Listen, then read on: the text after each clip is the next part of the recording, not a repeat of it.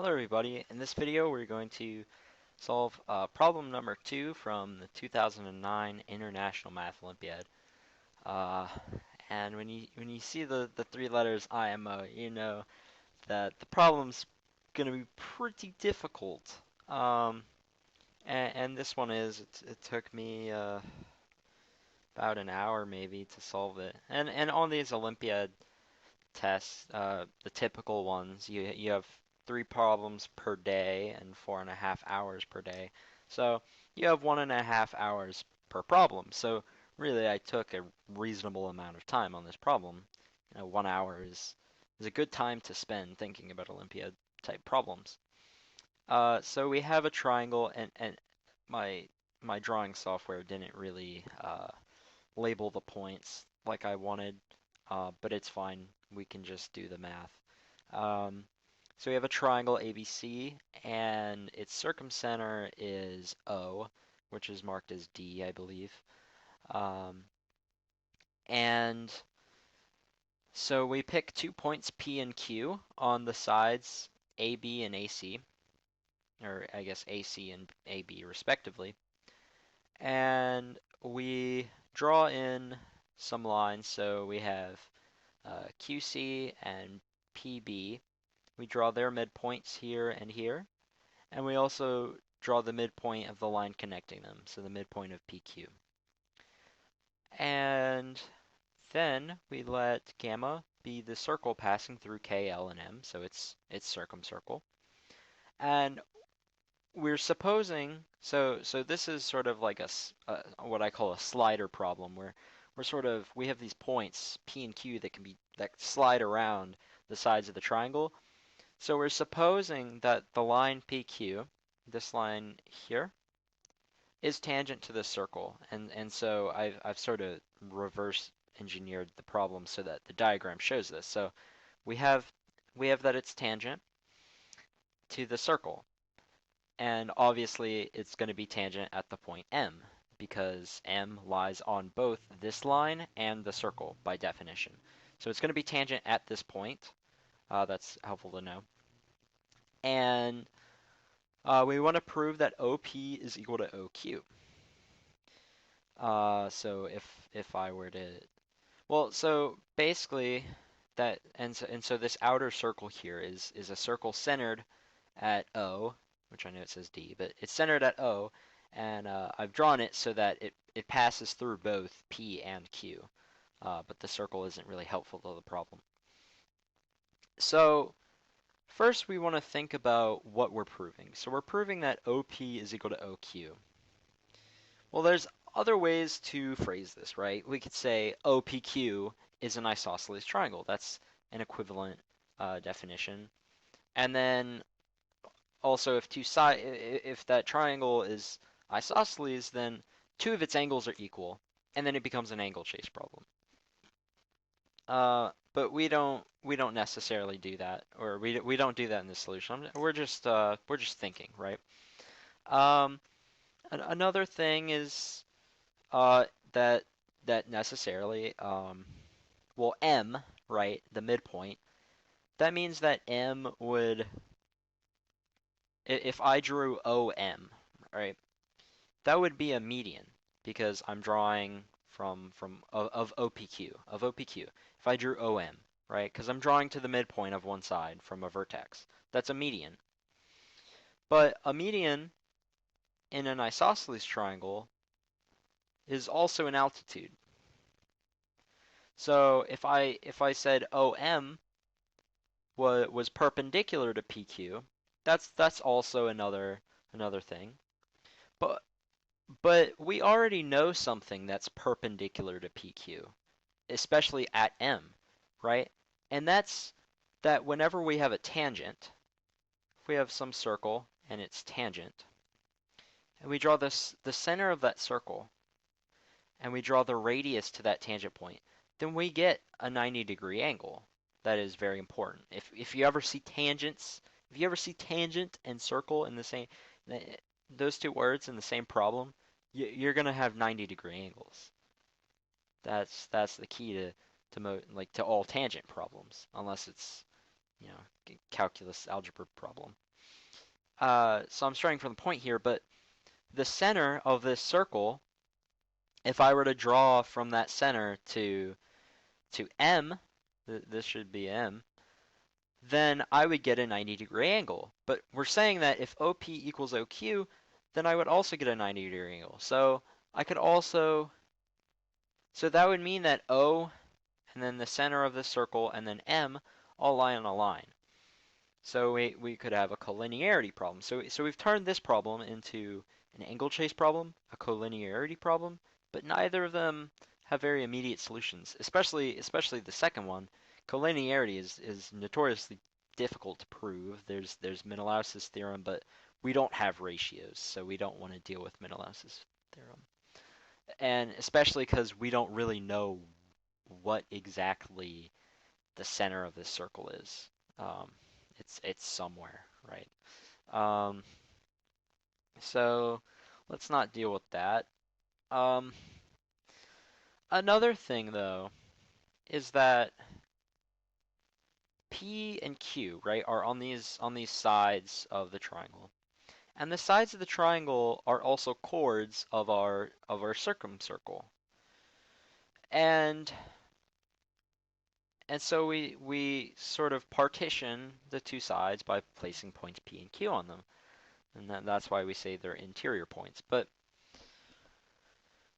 let's think about like when we have a point on a chord, right? And the circle, right. One big thing about circles is power of a point. And so power of a point with the circle is if you have a circle, and I'm just going to deal with the interior case. And so you have a chord and then some point P here. So you have P, and let's call this top point A and this bottom point B. Then the power of P and the center of the circle is O. So the power of this point with respect to the circle O is AP times PB. It's just the product of these two partitioned lengths. And the power of a point theorem states that no matter how I draw a chord through P, the power will always be the same. Um, okay, so that's important. But you can do little uh, similar triangle magic and well, not similar triangle. Sorry. If we consider a point P, right, and the center is somewhere here, right, and I draw the diameter. So here's P, and here's O, and then we have a diameter. So the chord goes through the center. Then the power is AP times PB, but it's also AP is equal to AO minus PO, and PB is equal to BO plus PO. And so that's a difference of squares. And AO and BO are both are equal. They're equal to the radius of the circle. And so actually we get that the power of P is equal to the radius of the circle squared minus the distance to uh, the center squared. So how can we, what does this have to do with this problem? Well, if OP is equal to OQ, then that means that R squared minus OP squared is equal to R squared minus OQ squared, right? We just square both sides and then flip stuff around and add R squared. But so if we know that OP is equal to OQ, then we know that the powers of P and Q are equal. But we know that the powers of O or of P and Q are equal to the products of these two sides or of their partition length. So we want to sort of think about how we can use that. Well, notice that uh, this first partition length, so AP, so this is P and this is Q. So AP and AQ, right, are the sides of this triangle AQP. And well, okay, well let's not think more about P and Q, right? Let's see what else we have in the problem. We have a lot of midpoints. And whenever I see midpoints in a geometry problem, you're gonna have some sort of nice reflection or some sort of nice similar triangle. I mean, if you're cutting things exactly in half, then not just lengths, but you're gonna have areas. You're gonna have other stuff that will be cut nicely in half. Well, areas would be cut in fours. But point is, we can use the fact that we have midpoints. So this length is equal to that length. And this length here is equal to this length here. And this length here is equal to this length here. And so we have midpoints, and we notice if I look at BQP, right? BQP. We have a midpoint of QP, and we have a midpoint of BP. And so, and we're connecting those two midpoints. And why is that important? Because that means that this triangle, which is PM, I think this is K. Yeah, this is K. Here, I'll write out the actual, I should have done this before recording, but. So PMK is similar to PQB because we're cutting it in half. And this angle is obviously equal to itself. And so that would be an SAS similarity where we have the ratios of QP to MP is equal to the ratio of BP to KP. Those are equal, and we have that the angle between those two sides are equal. So we know that they are similar triangles. And another way you can say that more succinctly using Olympiad terminology is that there's a homothency of ratio 2 centered at P that sends KPM to BPQ. So they're similar, right? And with similar triangles, you have parallel lines. And with parallel lines, you have equal angles. So we know that these two lines are parallel, BQ and KM. So they're parallel, which means that this angle here, so the angle of QMK, this is equal to this angle over here, which is AQP.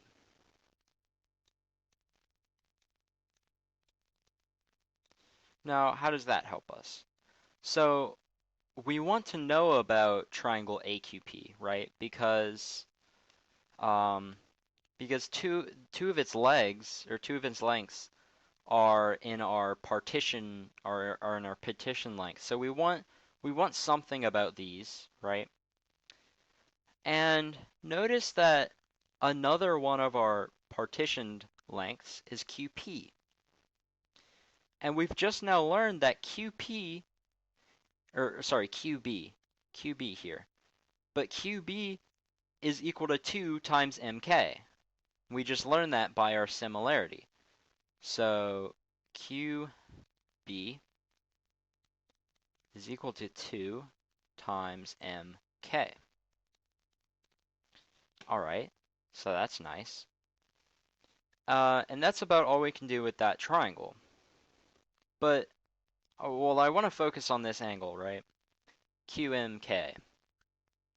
And we need to not forget about our tangent here, because this tangent is important to the problem. Because we're supposing that this line is tangent. We can pick any P and Q, right? And we won't always get a tangent. We want to know what makes the tangent special. Well, there's a little lemma, or I guess, I don't know what to call it. But if you have a circle and let's say a line tangent to it at this point, and and then another point on the circle here, and you're looking at this angle. You want to know at this angle. So let's say we have here is some point A on the tangent, B is the point of tangency, and C is another point in the circle. And we want to look at the angle ABC.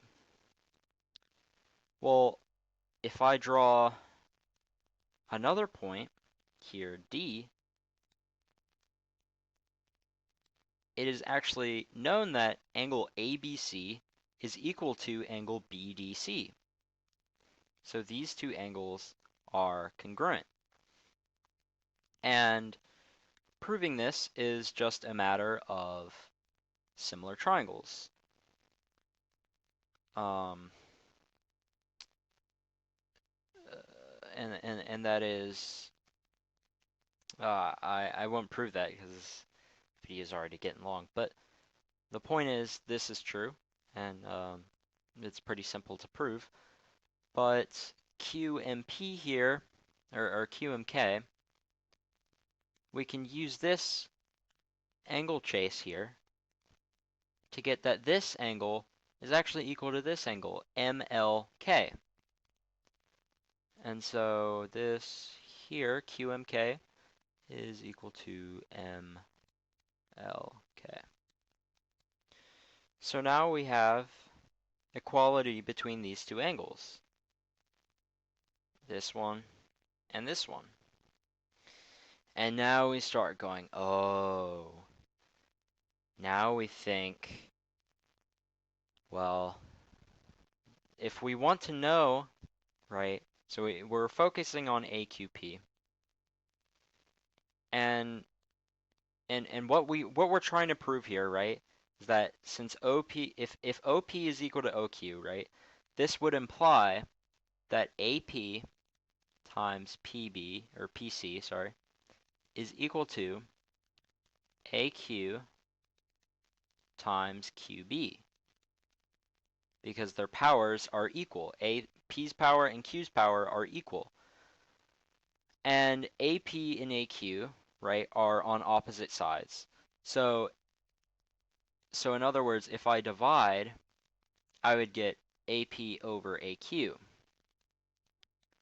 And we want to prove that this is equal to QB over PC, right? So I've converted this into this statement of ratios. Okay, AP over AQ. But what is QB over PC? QB and PC are kind of unrelated. But here we saw that QB was equal to 2 times MK. And that's because we had this similarity. Well, we haven't dealt with L. L is the midpoint of QC. And from that, we can see that since we have a midpoint here and a midpoint here, by homotheity at Q, we know that QML, the triangle QML, is similar to the triangle QPC.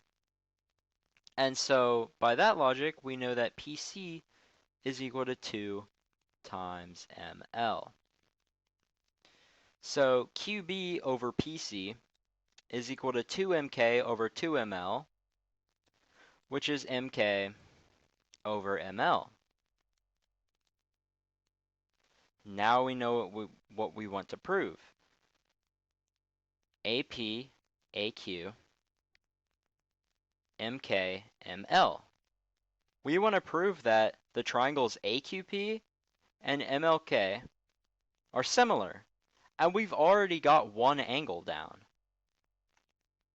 And we only need two angles for similarity, because two angles of a triangle determines a third, but all we have to show is that we have another angle equality, which is pretty easy because it's just the same trick as here.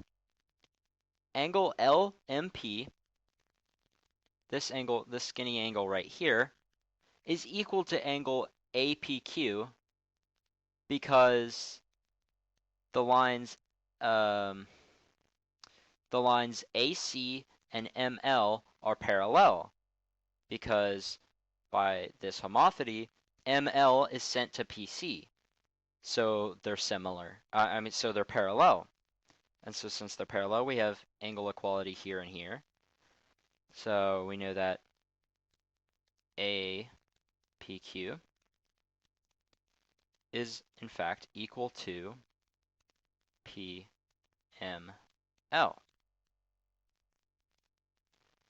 And now we can just do our tangent trick again. Angle PML will just be equal to angle MKL because we're going from a tangent here and the point here. So we want an angle that fixes sort of those 2 points. So PML goes to MKL. So this angle. So now we've got it. We've got that 2 angles of the triangle of the two corresponding angles of the triangle are equal. And so we know that they're similar. And because they're similar, we know that they're ratios, that we have equality of their ratios. AP over AQ equals MK over ML. Then we can multiply this by 2 over 2, which is 1, and that gives us QB over PC. And then we just clear the fractions to get AP times PC equals AQ times QB. That these products are just the powers of P and Q, which are also equal to R squared minus OP squared and R squared minus OQ squared. Since those are equal, this implies that OP is equal to OQ, as desired. That is the end of the proof. So this video was a bit longer than I wanted, but again, it is a hard problem. This took me an hour to figure out, and I've presented the solution in just a third of that time. Uh, and a good portion of that time was sort of elaborating my thought process, and the thoughts I brought out initially, those were my initial thoughts when looking at this problem. Like, okay, O could lie on that line, and so on, until we got to um, the powers must be equal. So anyway, I hope you enjoy this problem. And I hope you look forward to more Olympiad type problems because I haven't been doing much of those. Thank you for watching, and I'll see you in my next videos.